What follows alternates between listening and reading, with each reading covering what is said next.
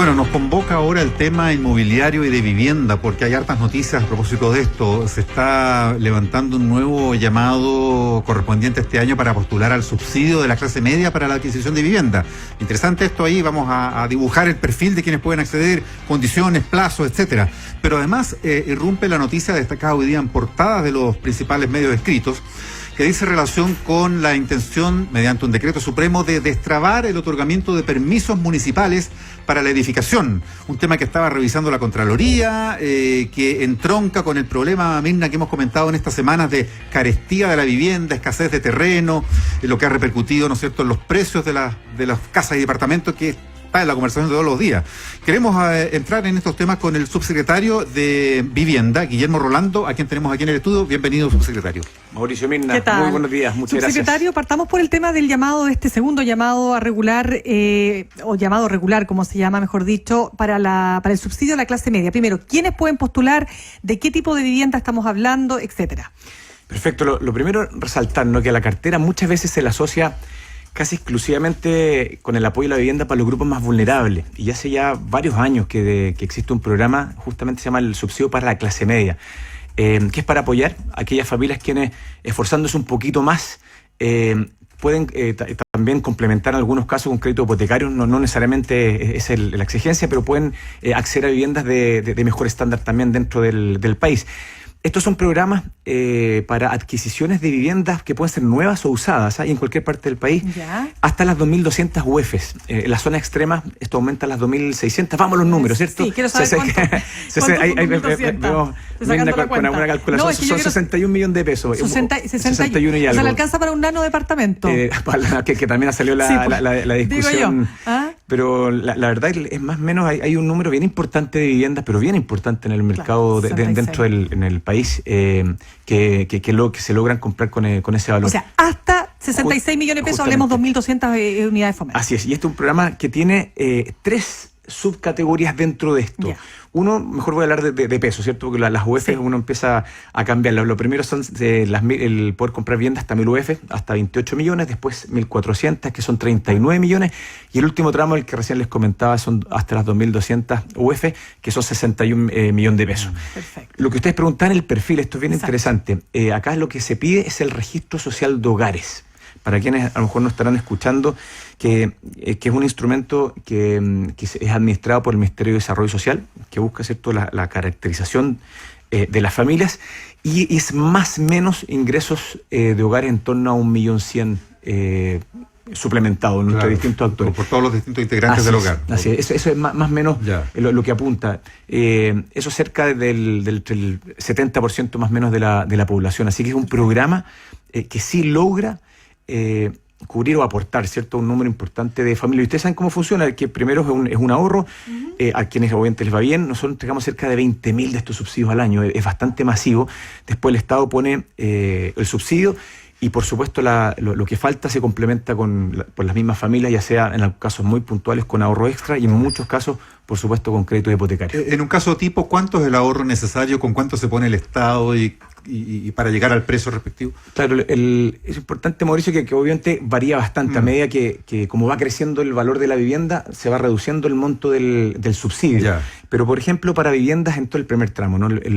Cuando son viviendas en torno a las 1.000 unidades de fomento, como 28 millones, el Estado pone cerca de la mitad, que es un número que es bastante alto. Y después esta proporción va de alguna manera bajando la medida que aumenta hasta llegar al tope. Junto con eso, a lo mejor lo vamos a conectar. Ustedes saben, bienvenidos los temas que ustedes quieran asociados a la cartera. Estamos en modificaciones también de este instrumento, que lo venimos trabajando hace cerca de un año, y vienen ahora mejoras con el monto del subsidio. Por eso no quiero ser tan específico con el monto en sí mismo, pero quienes postulen ahora y llegasen a ser beneficiados, obviamente lo vamos a contar en su momento, pero de aquí a fin de año ya deberán promulgarse mejoras. Y sí lo quiero reforzar en lo conceptual. Ustedes bien saben que ya hace muchos años las nuevas exigencias bancarias del 20% del pie, ¿no? Claro, por supuesto. Y eso para muchas familias empezó a ser un impedimento para poder acceder a la vivienda. Nadie tiene debajo del colchón recursos extras, nada, y eso hay que entenderlo muy bien. Entonces, ¿cuáles son los ajustes que vienen en este programa? Que si bien vamos a exigir no va a aplicar para este llamado que es en el mes de octubre. Sí, esto ya está con las reglas actuales y es con pie y todo. Claro, la buena noticia es que con las reglas actuales de ahorro, pero sí, quienes se lo ganan van a tener las buenas mejoras del monto del Estado. Y esto es importante poner a la mesa, que lo que se va a hacer es que con un mayor aumento de ahorro, el Estado nosotros vamos a poner un monto, del subsidio más alto, de modo que en prácticamente todo el tramo se llega a ese 20%. Entonces, ¿qué es lo que nos empezó a ocurrir durante los últimos años? De que muchas familias, sobre todo quienes querían comprar en los tramos más grandes, vamos a los números entre 40, 60 millones de pesos de valor de vivienda, incluso con subsidio en mano, todavía les queda muy lejos de ese 20% del pie. Yeah. Y no se aplicaba. Entonces, lo que queremos ahora, que por lo menos quienes se lo ganen, prácticamente en todo el tramo, ya cuenten con ese pie en el bolsillo. Por la vía del aporte que hace el Estado. Exacto, con el aumento del valor del subsidio, justamente. ¿Cómo es, subsecretario, el tema de que hay una forma de postular individualmente y otra grupal o colectiva? ¿Cuáles son las diferencias? Para los grupos o los comités de vivienda, que muchos no escucharán, hay otro programa, ¿cierto? Y eso es bien colectivo. Para los segmentos medios, gran parte de las postulaciones son individuales. También se puede postular de grupos de 10 o más. Generalmente cuando se asocia a algún proyecto, pero sobre el 90% de las postulaciones es bastante masiva la individualidad para las postulaciones, para los segmentos medios. Puede ser una vía que facilite, porque ¿cuáles son esas comunidades o esos grupos colectivos? ¿Cuál es esa lógica? La lógica, por ejemplo, de postular de manera colectiva es cuando se asocia, por ejemplo, alguna constructora o algún desarrollador inmobiliario, quienes se asocia a un grupo de personas, de modo que ellos desarrollan el proyecto siempre y cuando cuenten con el monto del subsidio. En nuestra política habitacional de nuestro país, la lógica más colectiva de postular una vivienda de manera colectiva, ocurre lo que nosotros le llamamos el Fondo Solidario de Vivienda, que son para aquellas familias que están bajo el 40% del registro social de hogares. Para los segmentos medios, que el programa que estamos hablando en este momento, como recién les comentaba, sobre el 90% son individual, y claro, y cada uno va viendo, ¿cierto?, desde el barrio, el sector, los montos. ¿Por qué? Porque es más difícil que para montos más grandes de vivienda que se puedan organizar de manera previa. ¿Por qué? Porque algunos requieren montos adicionales o algunos tienen mayor capacidad económica.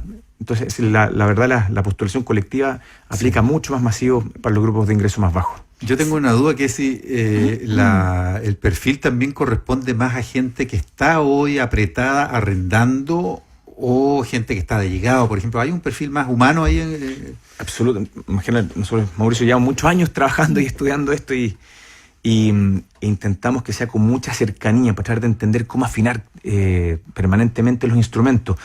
Para los grupos de ingresos más bajos, el allegamiento es muy recurrente. Y bueno, todos sabemos lo que implica, ¿no? Sí.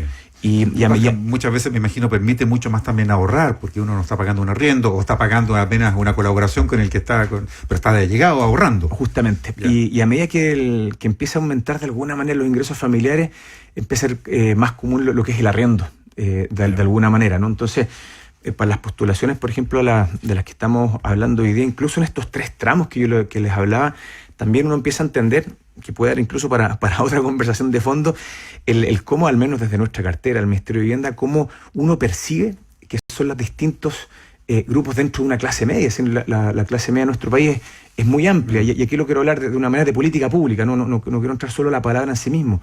En este programa postulan familias desde los ingresos en torno a los 350.000 hasta lo que es 1.100.000, y que es un abanico bien diverso. Claro que sí. Y no solo pensando en Santiago, estamos pensando de Arica a Magallanes. Entonces, por eso que son distintos instrumentos, distintos programas, de acuerdo a las capacidades y anhelos de cada una de las familias de nuestro país. Sí, conversamos hasta ahora con el subsecretario de Vivienda, Guillermo Rolando. Subsecretario, hablemos de este decreto que entiendo que se publicó hoy, o sea, ya está publicado hoy en el Diario Oficial.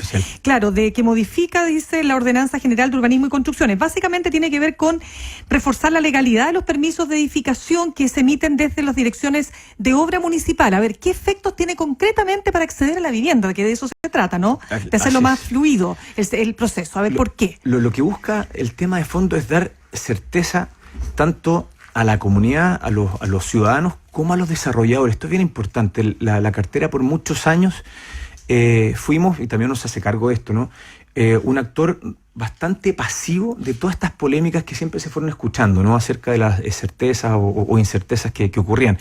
Y por los medios, imagino que ustedes lo habrán seguido, algunas diferencias de opinión con Contraloría y muchos otros actores. Desde ahí se armó una mesa de trabajo hace casi un año, hace bastante tiempo. Justamente lo que se busca es que la cartera pueda dar ciertos reglamentos para poder dar la certeza en sí mismo, ¿no? Entonces, lo primero, esto tiene 3 ejes, y lo quiero conectar después a lo que recién hablamos. Lo primero es lo que nosotros le llamamos la presunción de legalidad de un permiso de edificación. ¿Qué es lo que ocurría? Que un director de obra, incluso entregando un permiso de edificación, se le cuestionaba por una serie de variables, ¿no? Ojo que esto es importante volver a reforzarlo. Se va a seguir cuestionando a través de los mecanismos administrativos jurídicos, eso sigue exactamente igual, pero sí darle más fuerza. O sea, una vez que un director de obra dice, este permiso se aprueba, que tenga la legalidad que le corresponda, porque se le cuestiona incluso hasta que se fuera una burocracia, pero impresionante. Entonces ese es el primer punto. Uh-huh. El segundo punto, que esto también es bien interesante, el cómo va avanzando. Hubo un distanciamiento por muchos años entre el Ministerio de Vivienda con los directores de obra, y empieza también estas malas percepciones de que, mira, yo creo que el culpable esto es el de allá o el de acá, el de no sé dónde. Acá hay que hacerse cargo. El Ministerio de Vivienda y Urbanismo es el encargado, ¿cierto? La entidad encargada en nuestro país de todo lo que tenga que ver con las ordenanzas, ¿cierto? Y también con la Ley General de Urbanismo. Pero ¿cómo aplica esto para que la gente pueda acceder con mayor facilidad y no tengamos este problema que lo decía un informe, que en Chile es severamente inalcanzable adquirir una vivienda? Voy de inmediato a ese punto que también da para bastante, porque esto obviamente apunta al dar certeza a que se desarrollen, no solo que se desarrollen más proyectos, sino que se desarrollen mejores proyectos. Voy al segundo punto. Con los directores de obra, aquí lo que se asocia es que pasan a ser colaboradores de la cartera, literalmente en un documento jurídico, que implica que las normativas se van a empezar a copensar y a codiseñar con ellos también. No solo el Ministerio dictando cátedra por un lado y después exigiendo las implementaciones a través de los directores de obra, sino junto con ellos. Y lo tercero, que esto es bien interesante, se había cuestionado por muchos años de que los planes reguladores comunales puedan exigir ciertas mejoras urbanísticas, temas de paisajismo, temas de las aceras, y aquí sí queda escrito de que los planes reguladores comunales sí pueden exigir mejoras urbanísticas. Algún proyecto inmobiliario, en el fondo, se puede entregar el permiso, pero a cambio de mejores estándares urbanos. Entonces, por ejemplo, viales, conectividad, que es el eterno problema. O sea, ahí también está hay una ley también que apunta aclara la película y para que el actor inmobiliario tenga un permiso con las reglas claras de qué es lo que tiene que hacer a cambio, por ejemplo, de obtenerlo. Justamente. Ya, pero, subsecretario, esto se va a traducir en que fluyan más permisos, en definitiva, más obras, y pueda aumentar la oferta de vivienda. Lo que buscamos en parte es eso, y insisto, y que haya más certeza para todos los actores. Una vez que se entregaba hasta hace poco un permiso de edificación, incluso el mismo desarrollador no tenía muy claro si lo podía, estaba avanzando incluso su obra. O con quién le iban a salir después. Justamente. Entonces lo que se busca acá, con las reglas claras desde el minuto 1, insisto, y se mantienen absolutamente las ventanas ya sean administrativas o jurídicas en caso de que obviamente haya habido alguna irregularidad, pero una vez que esté todo esto armado, lo que se busca es que sí se empujen los proyectos y que, como usted recién lo mencionan, con una buena planificación urbana, que haya más ofertas, y eso es lo que hemos ido estudiando también con los años. Es una de las muchas variables, no es la única, que incide con los temas de los precios para que no sigan escalando. Bien, Guillermo Rolando, subsecretario de Vivienda, gracias por haber estado en ADN hoy. Muchas gracias.